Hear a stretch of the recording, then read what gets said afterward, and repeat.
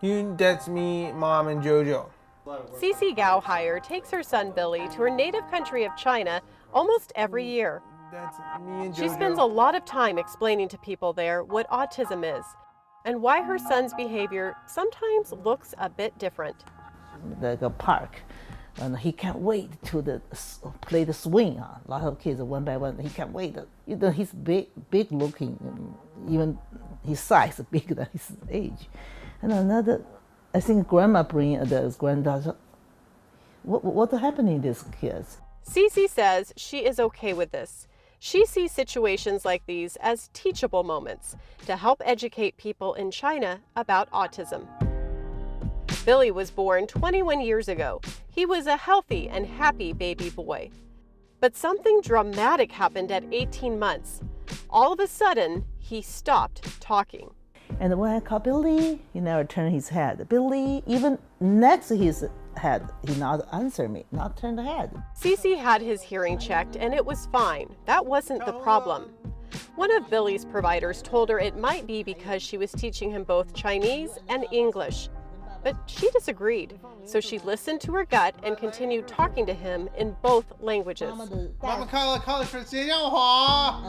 College French. When he asked me to keep one language at home, I feel, myself, no, I don't think my kids stop talking because they're bilingual, because there's something wrong, something else, but I don't know. I did not listen. I use my way, still talk to him, turn around, take shower. It's naturally, out of Chinese, naturally to me. After countless doctor visits, Billy finally got the correct diagnosis at age 3. He had autism. By age 5, after a lot of therapy, he finally started talking again.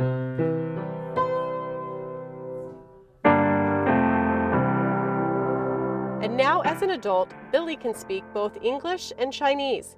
His mom says he can even read some Chinese, even though she never taught him that. My name is Gao Xiaobo.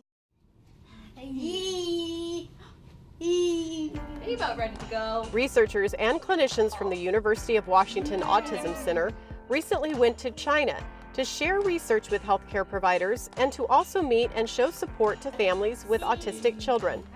If I could say one thing about the trip, it was that there's nothing like an international trip to show that this issue of autism doesn't have borders.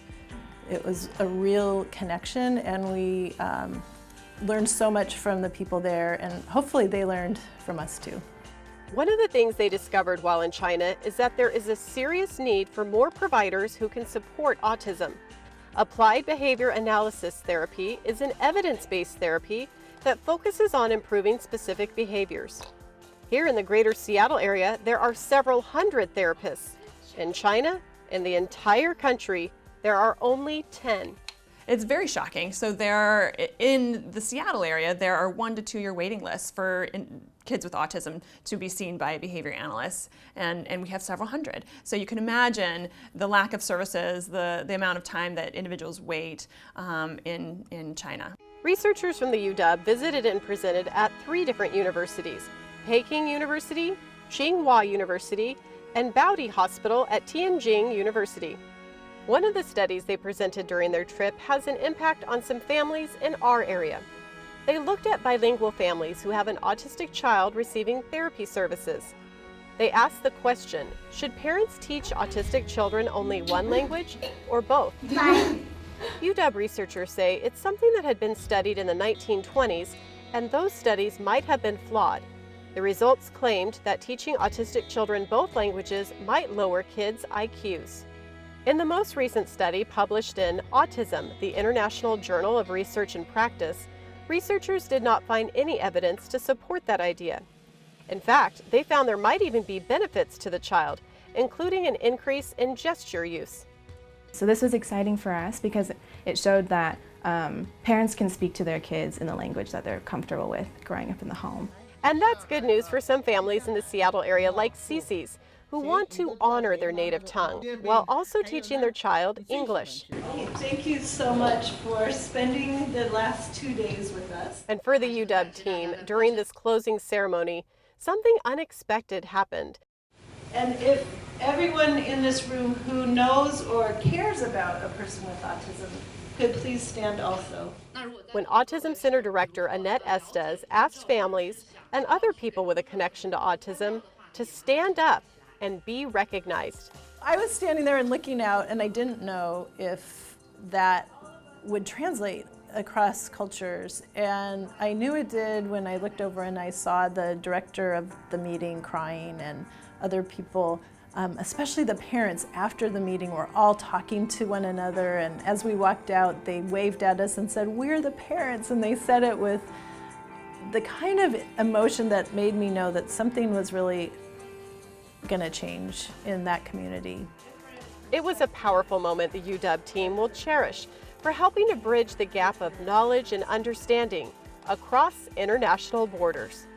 Most of the most important advances in science right now are made in collaborations, and especially often international collaborations.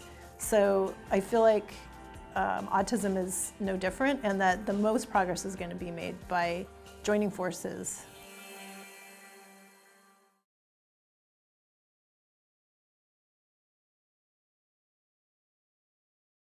Watch CityStream Thursday nights at 7 on the Seattle channel, or get video on demand and podcast anytime at seattlechannel.org.